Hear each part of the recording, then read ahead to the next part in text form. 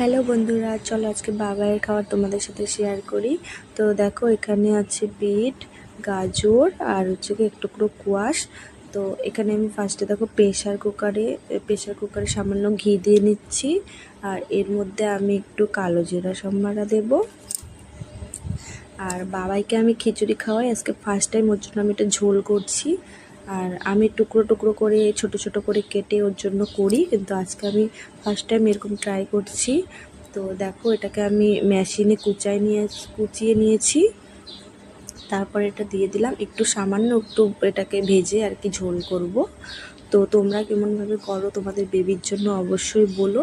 এর মধ্যে আমি সামান্য একটু হলুদ গুঁড়ো আর একটু জিরের গুঁড়ো দিয়ে দিচ্ছি, একটু টেস্ট বাড়ানোর জন্য। আর আমি আমার বাবাইয়ের খাবারের মধ্যে কিন্তু কোনো রকম নুন ব্যবহার করি না, আর চিনিও ওকে আমি দেই না, যেহেতু ডক্টর মানা করেছে। তো ডক্টর আমাকে যেভাবেই চলতে বলছে সেভাবেই আমি চলি। তো এটা ভাজা হয়ে গেছে, এর মধ্যে জল দিয়ে দেবো। আর এরকম মানে এটা ওর জন্য আমি ঝোল টাইপের করছি, মানে ভাত দিয়ে আর কি খাওয়াবো। আজকে রোজ তোকে খিচুড়ি খাওয়াই, তো আজকে একটু অন্যরকম ট্রাই করলাম। তো এটা 2-3টা সিটি দিলেই হয়ে যাবে আর কি। তো তারপরে হচ্ছে এটাকে নামিয়ে নিলাম। তারপরে সামান্য ডাল কুটনি দিয়ে একটু দেখো ম্যাশ করে নেব। আর কিন্তু কোনো রকম আমি মিক্সচারে ম্যাশ করে খাবার খাওয়াই না, এভাবেই খাওয়াই।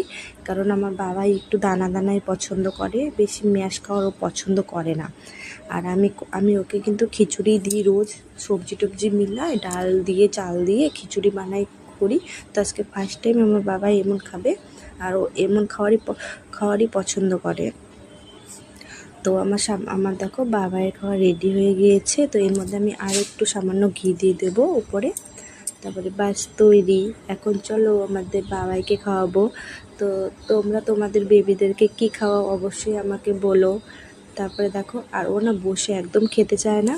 আর যখন ওকে খাওয়ানো হয় তখন পাশে একজনকে থাকতে হয়। তো আমার শাশুড়ি মা ছিল আর ওর সাথে কথা বলছিল।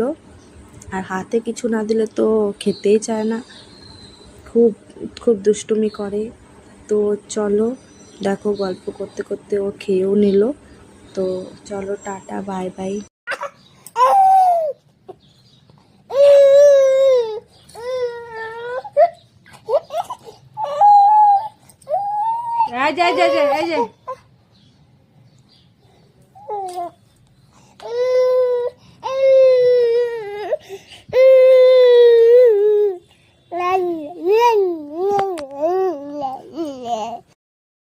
তো দেখতে পারলে আমার বাবাই কত চঞ্চল। তো টাটা, বাই বাই।